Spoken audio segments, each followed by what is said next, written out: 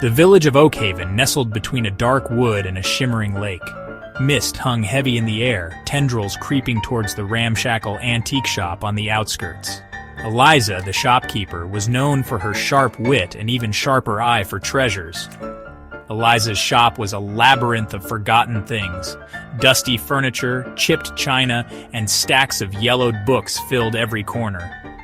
One chilly afternoon, a hunched figure arrived at her doorstep with a peculiar item shrouded in moth-eaten velvet.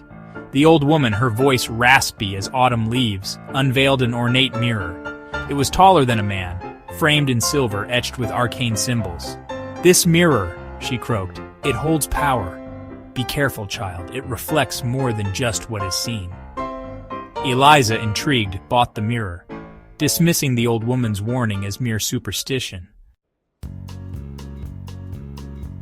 That night, the mirror stood sentinel in Eliza's shop. Moonlight glinted off its surface, the symbols seeming to writhe in the darkness. As Eliza turned to leave, a movement caught her eye.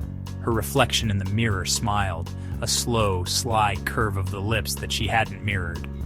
Eliza dismissed it as fatigue, but the next day she caught the reflection again, moving independently.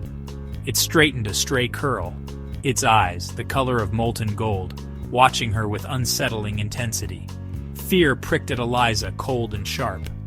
"Who are you?" she whispered, her breath fogging the glass. The reflection's lips moved.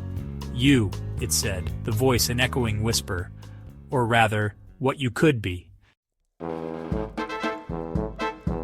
Days bled into nights, each one more terrifying than the last. The reflection grew bolder, its whispers turning into conversations. It promised Eliza power, beauty, immortality. All she had to do was step through the mirror. One moonless night, consumed by a fear she could no longer ignore, Eliza decided to destroy the mirror. But as she raised a heavy candlestick, her reflection lunged. Cold spectral hands shot out from the glass, dragging her towards the shimmering surface. Eliza screamed, the sound swallowed by the mirror as it rippled like water. Then silence. The shop stood empty, the only sound the creak of the signboard in the wind. The mirror shone, reflecting not the antique shop, but a shadowy, distorted version of it. Eliza found herself in a world both familiar and strange, a mirror image of her own.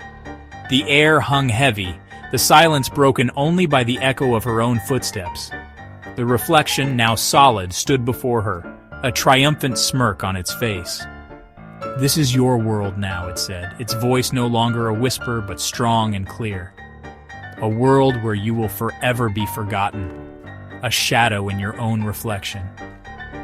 Eliza tried to speak, but no sound came out. Her reflection had taken not only her world, but her voice as well. And so, Eliza became a prisoner in her own reflection. The mirror in the antique shop, now empty of its magic, gathered dust.